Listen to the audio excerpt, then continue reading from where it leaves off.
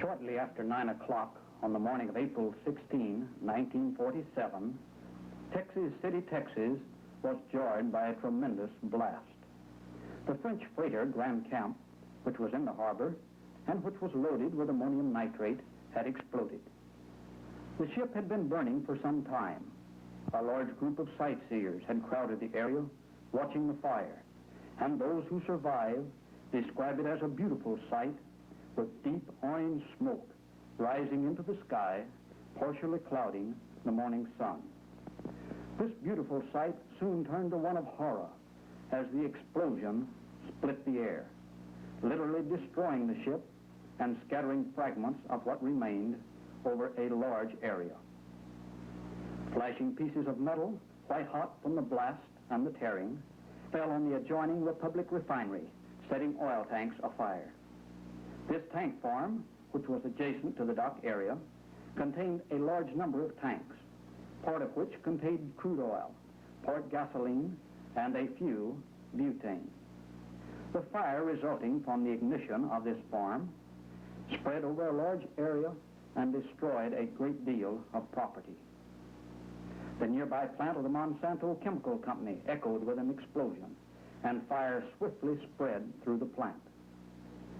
Although the fire did not spread into the town, the explosion caused severe damage to the residential and business sections of the city. Many homes were completely destroyed. Nearly every place of business felt the effects of the blast. Windows were shattered in Galveston, 12 miles across the bay. Buildings were jarred and windows rattled in Port Arthur, 75 miles away. Texas City was a small town grown big with the war boom. It had become one of the busiest ports on the Texas Gulf Coast. Industries concentrated here were valued at more than $125 million. As the town spread over the coastal plain with a mushroom growth, quickly built houses were put up close to the industrial developments. These houses were in direct line for the blast and the damage, which amounted to several $100,000.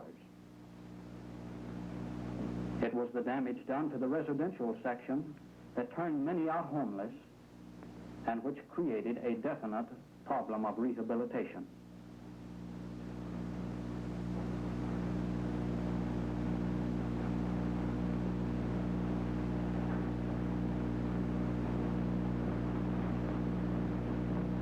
The greatest property damage was not here in the residential section, but in the industrial area. And here we see many warehouses along the dock area, completely leveled and burned to a crisp.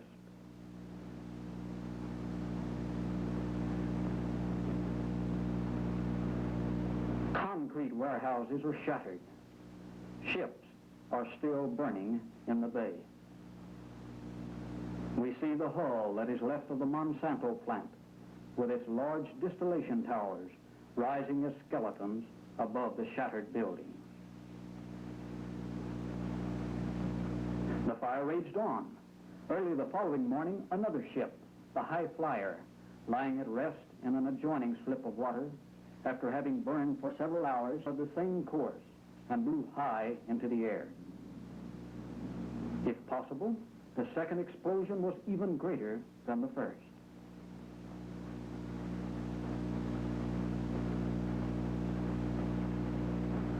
Very little is left of the High Flyer, and the Wilson B. Keene, which was lying beside it, is almost completely gone itself.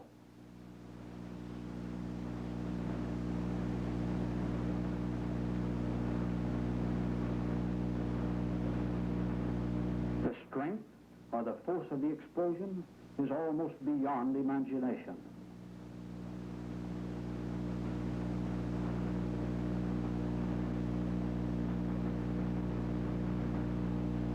Fire rages everywhere.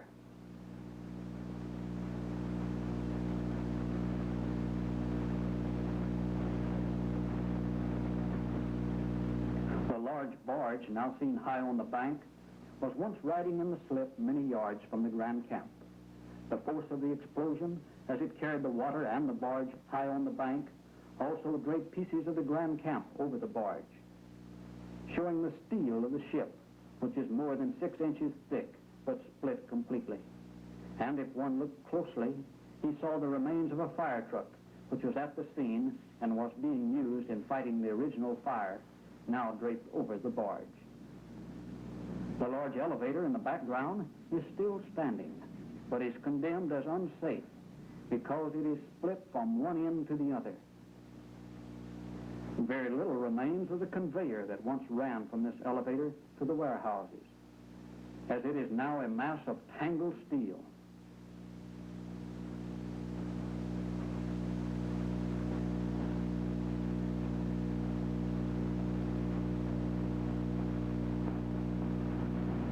The large sea train is bent and twisted and had to be torn down and completely replaced.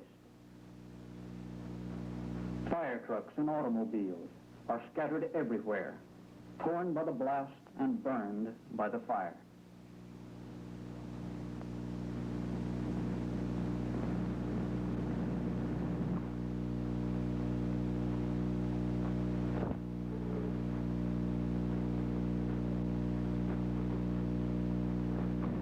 With almost the speed of the explosion, rescue workers and relief workers moved in to help the citizens of this little city. The only road into the area was completely blocked.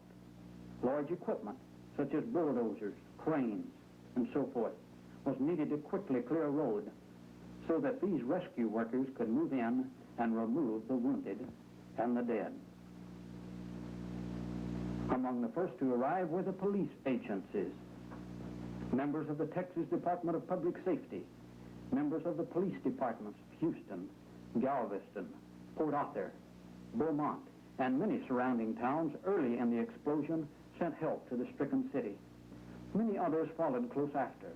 San Antonio, Dallas, Fort Worth, all without hesitation sending assistance to Texas City. These were in the area long before the second explosion, and many lives would probably have been lost in the second explosion had it not been for the efficient blockade and the excellent policing of the area. This, of course, was not without danger to themselves. Several of the officers were injured, and much damage was suffered to police equipment, which had gone into the area. Some of this is seen in the damage to the department cars. Excellent cooperation existed among all of the police agencies represented. The overall command was one of cooperation and a willingness to work together. In a situation of this type, communications is vital. For this reason, the Texas Department of Public Safety sent into the Texas City area their portable radio station, KTXB, which is mounted in a large panel truck. This truck was set up across the street from the City Hall in Texas City. From it, the officers in charge were able to direct the activities for the policing of the area and for carrying out the relief and rescue work. Blockades were set up on the roads leading into Texas City, and none were allowed to pass except those who had business in the area. Sightseers and those merely interested were kept out.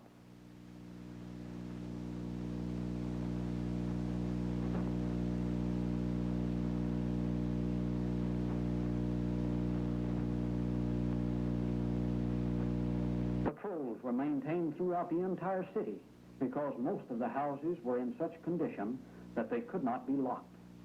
This type of policing was so effective and so complete that looting and pilfering were practically non-existent. The United States Army, the Red Cross, the Salvation Army, and many other agencies rushed to the scene to carry out relief work. All of the needs for those who were without homes and shelter were provided.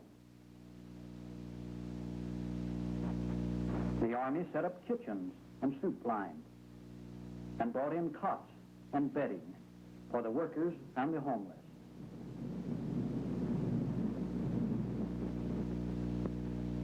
The Army also furnished gas masks, asbestos suits for the firefighters, and in many other ways rendered valuable assistance.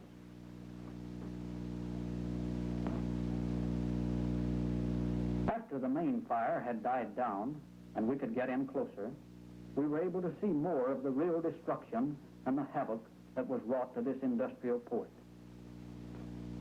We see the remains of the warehouses that extended out into the bay. Several of these were of concrete construction and what were called double warehouses. That is, they were two-story. They were made of reinforced concrete, and you can see from the pillars that are now extended up into the air the size of the building. They were approximately 2,000 feet long, and yet the blast was so great that all that is left is a pile of stone and bits of steel.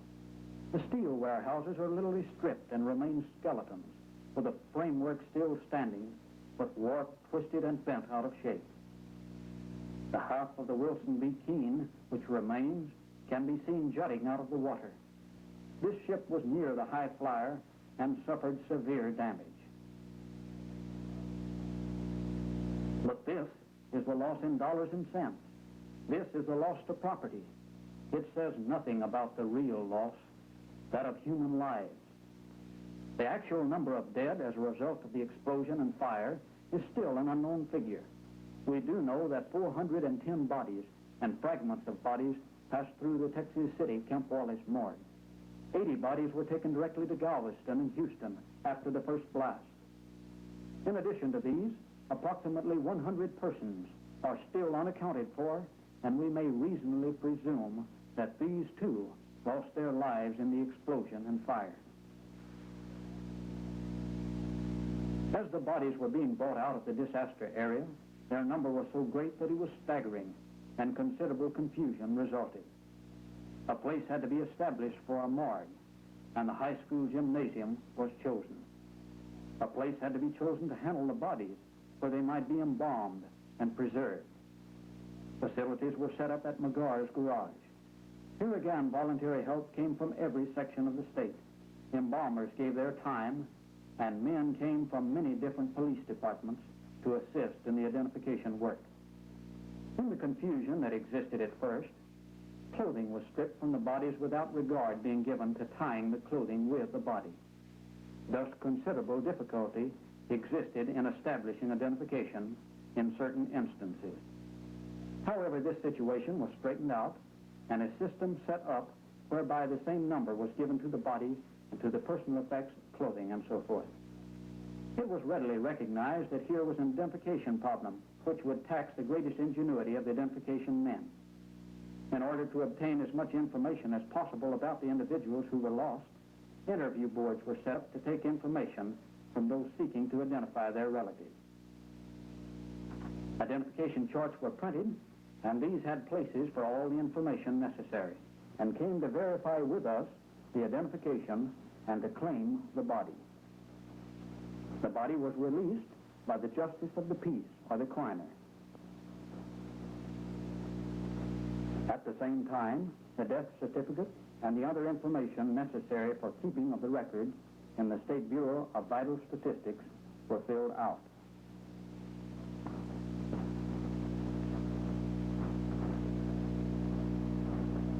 As we look back at the destruction after the fires have died down, we are again impressed with the tremendous problem of identification. Explosion, fire, water, all combined to make the job more difficult. And then there is the variety of people who suffered. Seamen from all over the world, technical men in the plants, stevedores on the docks, firemen from the city and the industrial plants, and a great throng of sightseers ranging in ages from 3 years up. But in spite of this, and with 410 bodies and fragments of bodies passing through the morgue, in spite of the confusion which existed at first, and in spite of the fact that few people we dealt with had any understanding of the problem, 86% of the dead were identified and released to their relatives. But let us turn back for a minute to the little port city. Many of her industries are destroyed. Many of her people have lost their lives. But still, the spirit of this city is to press on. This spirit is expressed in an editorial which appeared in the Texas City Sun. Bound together by a great and common tragedy for which there is no ready word of solace, but which has bowed every head in humility and compassion, we of Texas City now rise again to carry on the hopes and dreams of those who have gone before us. With humble hearts, we take stock of those plans, both great and small, which those relatives, friends, and neighbors who have now entered on a greater plan envision for the future. And with firm courage, we resolve that carrying on those plans, whether for the education of a child or for the building of a great port city, shall be our tribute to their memory. This is our challenge, our privilege, our opportunity. Guided by those hopes which we have heard so often and know so well, we will gather our strength and make of them a foundation on which we will build and grow and flourish. Only thus will their glorious dreams and plans now be realized. And to carry out those dreams is our port of opportunity. We hope and pray that a similar situation will not again confront us, but if it should, we of the Texas Department of Public Safety assure you that we will use our every resource and expend ourselves completely to effectively serve the people of this state.